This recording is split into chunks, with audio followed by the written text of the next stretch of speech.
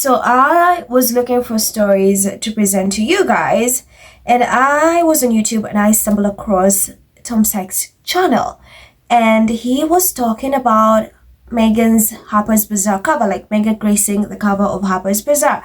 Again, I told you the meltdown is not going to end. You'd think that people have settled with the fact that Meghan is that queen, she's that girl, she's on the cover of Harper's Bazaar. Man, there's still a meltdown going on. So I click on the video and immediately I go to the comments so that I have an idea. Is he saying shit or whatever? What's going on? And I noticed something, that the Derangers are not happy with Tom Sykes' sister, who is Plum Sykes. Like, they are dragging her in the comments and she is in the video. So I get curious and I'm like, I want to see, what is this woman saying that she has this salty island in tears? Like, they're fuming. They're supposed to be happy. They're usually pro Tom Sykes. So what's going on? And I was shocked to see this woman praising Meghan. And I'm like, anyway, guys, I had a bit. So I have a bit of the video. Have a look. What the shoots are like. Well, Harper's Bazaar is it's the other Vogue in America, really. And it's got a great long history as a very, very chic magazine. It's a bit smaller than American Vogue in terms of its kind of reach and stuff, but it is a very classy magazine, so it's as classy. So I think first of all, it's interesting that she chose to be on the cover of Bazaar. I wonder if there was a Vogue option. I think most people take Vogue if there is a Vogue option, so maybe there wasn't. I think she might end up on the cover of Vogue at some point after seeing her at that Balenciaga show greeting Anna Wintour. I think that's going to be on the cards, because I think for the magazines, she is just such a talking point.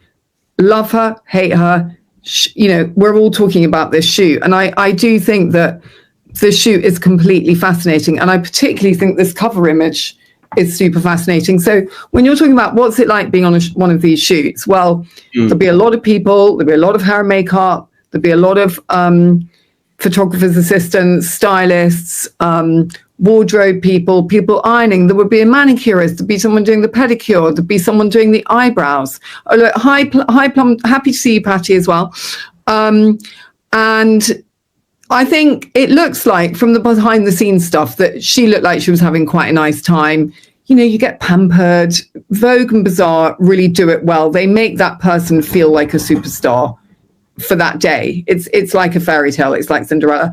But what I think is really interesting is that she's wearing Dior on the cover, right, and that she's wearing the bar jacket, BAR, which stems from when Mr. Dior launched his first collection after the war, after there'd been rationing and everything. He launched this jacket called the bar jacket, which was part of the new look. And it had this famously nipped-in waist, soft shoulder. And of course, then it had the very wide skirt, which was full of voluminous amounts of fabric. And it was a reaction to the war. And it became this iconic jacket, which they have run through every single collection. The interesting thing about this particular bar jacket is that it was designed by Jonathan Anderson, who's the new designer at Dior. He is the hottest designer in the world right now, apart from Thomas Blasi at Chanel. And this jacket would have been as hard to get for the cover as getting Meghan for the cover, because every single magazine would have wanted to photograph the new Jonathan Anderson interpretation of the bar jacket for their cover. So the jacket is as much of a star as Meghan, and it's just been reworked, it's been reinvented, it's much more modern, it's got this kind of like soft bow and everything, and it's a serious statement about take me seriously, because Dior clothes, they have this seriousness about them, which is sort of in them when you put them on, like you can feel it. They're so constructed, they're so couture, they're so expensive, they're like the real deal. It's like Chanel, Dior, Balenciaga, those right. Paris houses. You mean business. You're kind of trying to intimidate. Right. That's if you really showed up at a business meeting, Yeah. So really, so there's competition to get the first view of a specific piece of clothing in a fashion magazine as much as getting the star as well. Yeah, so getting an exclusive on Meghan for her show, which I'm assuming this is what it is. They've also got the exclusive first look at that jacket, which only debuted on the runway a few weeks ago in Paris. So they're running it very early because it's actually spring, summer. And it's also that thing of like, We've got it before anyone else. And all the magazines are in competition with each other for getting the clothes as well as the celebrities. So they've got a kind of dual problem. You know, they can't just put someone on the cover in a dressing gown like Marilyn Monroe and think that's going to do it. It's got to be an iconic piece of clothing as well. And I think actually they have achieved it with this. And then what I also think is interesting is that with that quite severe jacket and that quite severe look, she looks like she's got no makeup on. She will have makeup on because otherwise she would look completely washed out. But the look is the no makeup look, which is very fashionable among celebrities right now. It's almost telegraphing, I'm a natural beauty. I haven't done anything. I haven't had a facelift. I haven't whatever. And I'm really showing you me.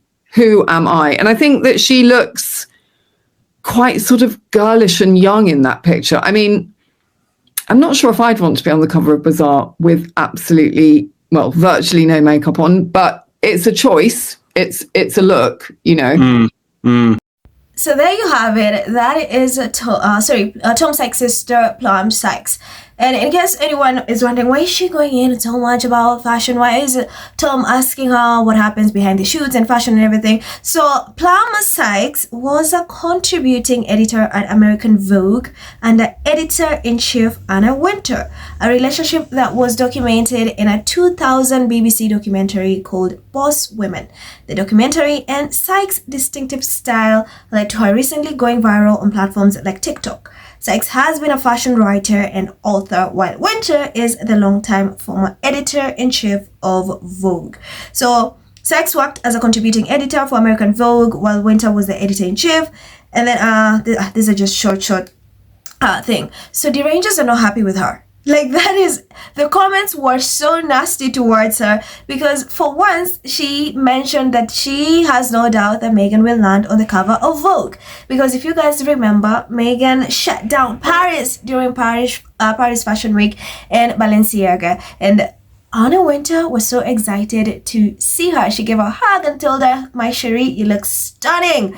And the UK media was pissed about that because prior they've written tons of nasty articles saying how Anna Wintour cannot stand Meghan, and then right there in their face, that's Anna Wintour fangirling over the one and only Meghan, the Duchess of Sussex. So they're pissed that she dared to say that Meghan might land the cover of Vogue, because now, you know, they met with Anna Wintour. That means there's no doubt she's going to land that. And how she wore one of the most expensive Dior jackets, like this jacket.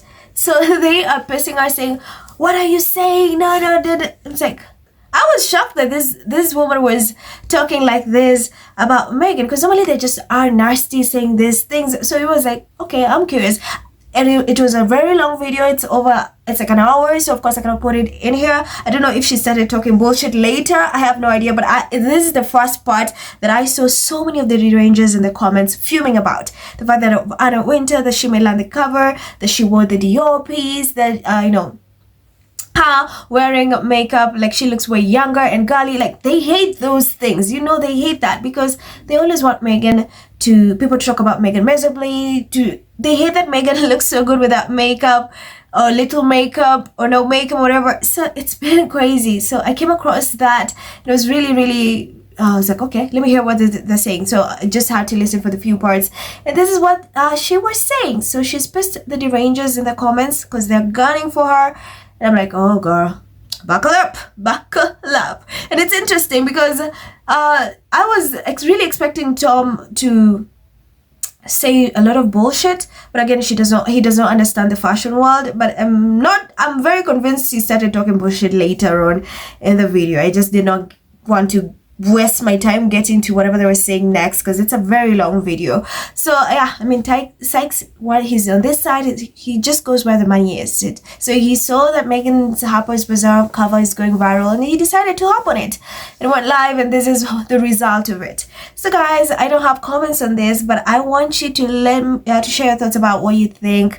Plum Sykes, do you have insight on Meghan landing the cover of Vogue, the Dior jacket, the makeup, everything? What do you think about Plum Sykes' take on Meghan's Harper Bazaar cover? Let me know your thoughts. Please remember to hit that subscribe button. I'm Emerald, and I will see you in the next one. Thank you so much for watching. Bye.